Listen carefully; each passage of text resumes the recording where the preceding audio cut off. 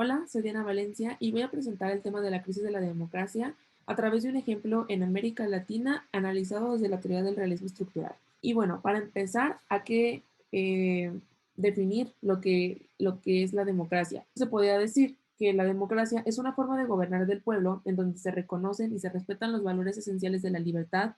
y la igualdad de todos los ciudadanos ante la ley, y además pues ejerce el poder político del y para el pueblo. Se vuelve entonces pues una forma de ordenamiento tanto social como político, cuyo principio fundamental es que todas estas decisiones sean tomadas en conjunto como sociedad. Y bueno, para explicar el tema de la crisis de la democracia, voy a usar como ejemplo lo que está sucediendo actualmente en Colombia. Colombia, pues, es un país que ha sufrido muchísima inestabilidad debido al mal manejo que ha tenido el país de la pandemia, con la crisis económica, sanitaria y social que esto ha traído. El 28 de abril del 2021, el presidente de Colombia, Iván Duque, implementó una reforma tributaria también conocida como Ley de Solidaridad Sostenible, con el objetivo de obtener la cifra de alrededor de 6.300 millones de dólares, lo cual ayudaría a evitar que la deuda colombiana que tuvo que incrementarse con todas las diferentes medidas que ha buscado implementar el gobierno con la llegada de la pandemia, pues que esta genere más estragos. También se planeaba institucionalizar la renta básica y crear un fondo para la conservación ambiental. Esta reforma se intentaba lograr mediante el aumento de impuestos para recaudar más ingresos para el Estado. Pues cabe mencionar que a partir de esta idea, estos aranceles se implementarían en principalmente productos de primera necesidad, servicios públicos y funerarios. Y del mismo modo se pretendía añadir el llamado impuesto solidario a los más ricos. Esto quiere decir que las personas con mayores ingresos pagarían un porcentaje de impuestos aún mayor que la demás población. Sin embargo, pues pese a que se tenía como esta idea, se planteaba recaudar la cifra que mencioné anteriormente eh, a partir de un 73% de las personas naturales, siendo eso los ciudadanos en Colombia, mientras que el resto de las cifras se obtendría a través de empresas, lo que significa que pues la población más afectada sería aquella con menores ingresos, siendo estos los ciudadanos denominados como clase media y clase baja. Con todo esto, el mismo día que que se intentaba implementar esta reforma, miles de personas indignadas salieron a las calles para protestar en ciudades principales de Colombia, como Bogotá, Medellín y Cali. Todo esto por el aumento de la pobreza, el desempleo y la desigualdad que ha provocado la llegada del coronavirus. Pese a que todas estas manifestaciones comenzaron como manifestaciones de forma pacífica, el 2 de mayo del presente año, el gobierno, como respuesta a todas estas manifestaciones, decretó toque de queda y lanzó a la fuerza militar para, para frenar todas estas manifestaciones. Sin embargo, pues lejos de lograr que todas estas personas o el pueblo colombiano se quedaran en sus casas, eh, las personas llamaron a un paro laboral y además se incrementaron todas estas manifestaciones. Un poco de contexto para saber cómo es que todas estas eh, manifestaciones se generaron. O sea, es importante entender que no, las manifestaciones no fueron por la reforma tributaria. La reforma tributaria fue el vaso la gota que derramó el vaso. Todas estas manifestaciones ya llevaban tiempo por toda esta descontento social que ha generado el mal manejo de la pandemia en el país. Lo que se podría decir que, o sea, en contexto, por ejemplo, Colombia durante el 2020 tuvo una caída de su PIB de un 7%, siendo esta la caída más grande de la historia en el país. Y además, como ya mencioné, con el mal manejo de la pandemia, la pobreza aumentó del 36 a casi el 43% de la población. Y de hecho, de acuerdo con datos oficiales, Colombia se ha vuelto el tercer país de Latinoamérica con más casos de COVID, siendo alrededor de 2,9 millones de personas infectadas y 75.000 fallecidas. Entonces, eh, con todo esto, como ya mencioné anteriormente, la reforma fue la gota que derramó el vaso, ya que pese a que a todos estos estragos que la pandemia ha tenido, lo que ha llamado la atención y lo que es más alarmante es la respuesta que el gobierno ha tenido ante todas estas manifestaciones, ya que en pocos días se han reportado más de 21 fallecidos, 4 mujeres han denunciado haber sido violadas por parte de grupos antidisturbios, alrededor de 672 personas han sido detenidas arbitrariamente y además, se ha reportado que 2 estudiantes han perdido un ojo y más de 940 personas han resultado heridas. Como resultado de todo esto, pues el 2 de mayo del presente año, el presidente rectificó y retiró la reforma tributaria y además el ministro de Hacienda presentó su renuncia.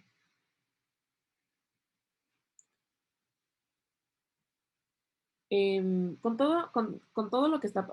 con toda la violencia que está pasando en el país, pues varios grupos de derechos humanos han denunciado los abusos de los cuerpos de seguridad estatal eh, en sus esfuerzos por tratar de controlar todas estas manifestaciones. Sin embargo, el expresidente del país, Álvaro Uribe, expresó a través de la plataforma de Twitter que los colombianos deben de apoyar el derecho de soldados y policías de utilizar sus armas para defender su integridad y para defender a las personas y bienes de la acción criminal, la cual él denominó como terrorismo vandálico. Mientras que el actual presidente tuvo una respuesta bastante alarmante al desplegar aún más fuerzas militares para sofocar todos los disturbios que están generando todas estas manifestaciones. Entonces, ante toda esta falta de apoyo y de eh, empatía por parte de ambos dirigentes, tanto el actual como el pasado, el pueblo colombiano, en compañía de diversas figuras públicas, han pedido dar visibilidad a través de redes sociales a la violencia que está atravesando el país, hecho que también ha llamado la atención de diversas organizaciones. De hecho, Amnistía Internacional, Human Rights Watch, hasta la Unión Europea y Naciones Unidas han condenado todas estas acciones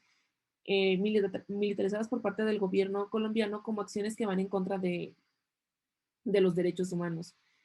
Y además, un grupo de parlamentarios alemanes enviaron una carta al actual presidente de Colombia clamando por la aplicación de las normas internacionales para la intervención policial. Y bueno, eh, analizándolo desde la perspectiva del neorrealismo, también llamado realismo estructural, hay que pues establecer lo que es esta teoría. Esta teoría surge como evolución del conocido realismo clásico. Esta teoría centra su atención en la estructura del sistema internacional y destaca pues todas esas interacciones entre los actores eh, dentro de este sistema anárquico. Se tiene la idea del balance del poder, la cual se asocia con la estructura del sistema internacional porque permite detectar a los diferentes actores que participan en el sistema, así como sus relaciones, sus capacidades y, y los niveles como de estabilidad e inestabilidad que,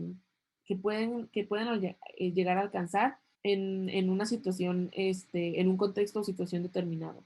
Por lo tanto, pues esta teoría pues permite medir los niveles de